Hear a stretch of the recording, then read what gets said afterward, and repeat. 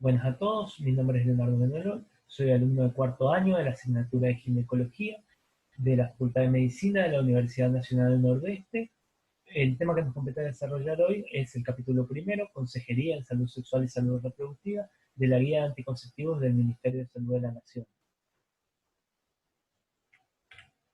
Vamos a comenzar definiéndola como una estrategia de trabajo en salud que se basa en la comunicación, consiste en la construcción de un vínculo de confianza entre el agente de salud y el usuario, con el objetivo principal de fortalecer la autonomía del paciente para que la toma de decisiones sobre su propia salud sexual y reproductiva sea de la manera más consciente e informada posible, no limitándose al tratamiento de enfermedades, evitando abrir juicios de valor con un abordaje de la singularidad en el contexto de esta persona, incluyendo los ajustes necesarios en caso de que tenga alguna discapacidad. Básicamente lo que quiere englobar esta definición es que estamos hablando de una estrategia que toma a la persona como un individuo y se la educa en temas de índole sexual como los anticonceptivos, las enfermedades de transmisión sexuales, sus derechos y materias de género, para que cualquier toma de decisión sobre su sexualidad sea de la manera más consciente posible. Esta estrategia tiene tres principios: la perspectiva de derechos, tener un enfoque de género y tener una perspectiva de diversidad. ¿A qué nos referimos con tener una perspectiva sobre los derechos? Básicamente nos referimos a dos derechos fundamentales: los derechos sexuales, que son aquellos que establecen la garantía de disfrutar de una sexualidad libremente elegida, sin sufrir violencia ni abuso sexual, con posibilidades de evitar los riesgos de transmisión de enfermedades, y con respecto de la orientación sexual y de la identidad de género de cada persona. Básicamente, un profesional de la salud que tiene perspectiva sobre los derechos sexuales no solamente va a estar atento a temáticas de enfermedades de transmisión sexual o violencia sexual, sino también que va a respetar el nombre elegido por cada persona y a formular preguntas amplias que no presupongan orientación sexual. Por ejemplo, cuando hablamos de los derechos reproductivos, son aquellos que son definidos como la posibilidad de decidir de forma autónoma cuándo, cómo, con quién tener hijos. Para que estos derechos puedan ser cumplidos, es importante que la persona se le brinde una información suficiente, accesible y en términos comprensibles, y además brindar los métodos anticonceptivos apropiados, no solamente limitarse a recomendarlos, sino tenerlos disponibles. Ambos de estos derechos son derechos humanos, por lo tanto son inalienables, integrales e indivisibles.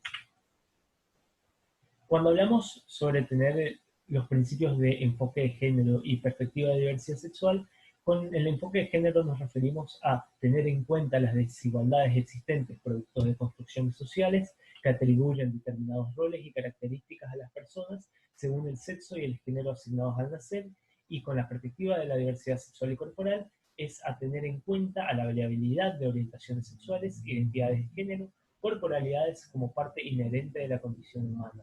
Si bien suenan bastante similares, cuando hablamos del enfoque de género es más a tener en cuenta que distintas personas por su condición sexual al nacer van a tener acceso a distintas posibilidades o van a tener distintas conductas impuestas hacia ellos. Y con la perspectiva de diversidad sexual y corporal es básicamente eso, es ser consciente de la diversidad de géneros que existe y la diversidad de corporalidades que existe.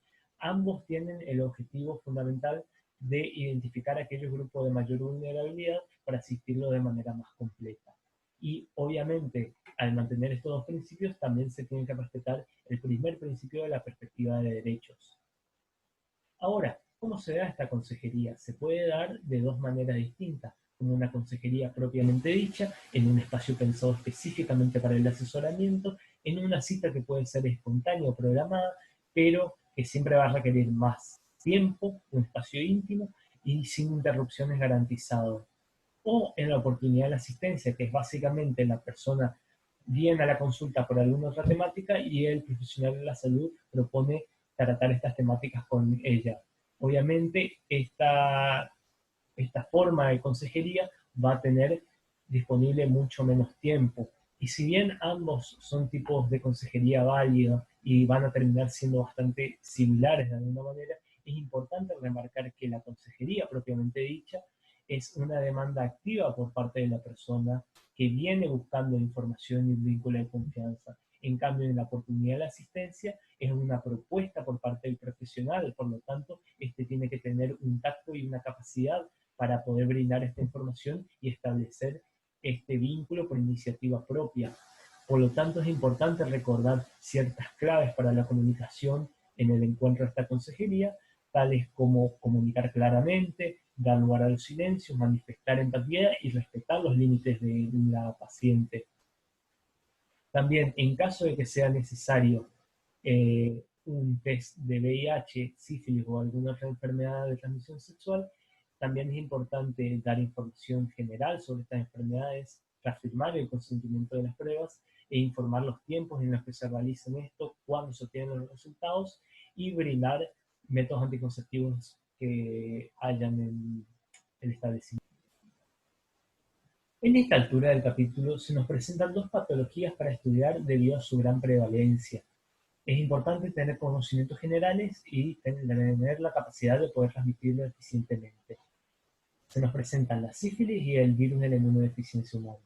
Con respecto a la sífilis, es importante saber que es una infección de carácter sistémico causada por el Treponema pallidum que se transmite a través de las relaciones sexuales sin protección durante la gestación y el parto. Es una infección curable mediante la administración de antibióticos y su diagnóstico se hace en dos etapas. Primero con una prueba de sensibilidad alta no treponémica y luego con una confirmación con una prueba treponémica de alta especificidad. Con respecto al virus de la inmunodeficiencia humana, es importante comunicar que se transmite a través de fluidos como la sangre, el líquido preseminal, el semen, los fluidos vaginales y la leche humana. Por lo tanto, de haber tenido contacto con esto, es importante que la persona pueda acceder al testeo, que está garantizado en la Argentina, ser gratuito, voluntario y confidencial por la Ley Nacional 23798. Ahora, ¿cómo se realiza el diagnóstico del VIH? Se realiza a través de una serie de pruebas secuenciales. En primer lugar, se realiza una prueba de alta sensibilidad como ELISA a través de la sangre venosa o el test de detección rápida con la sangre capilar por punción digital. Es importante que para ambas de estas pruebas el paciente esté sin ingesta de alimentos grasos por lo menos 2 horas antes de la prueba.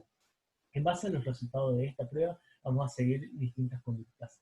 Si el resultado es negativo, la persona puede estar no infectada o puede estar infectada tan recientemente que en las pruebas no aparezca que está infectada.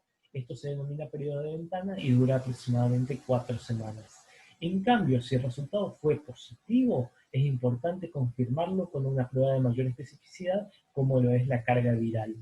Y si esta prueba de mayor especificidad también dio positivo, se puede considerar a la persona infectada.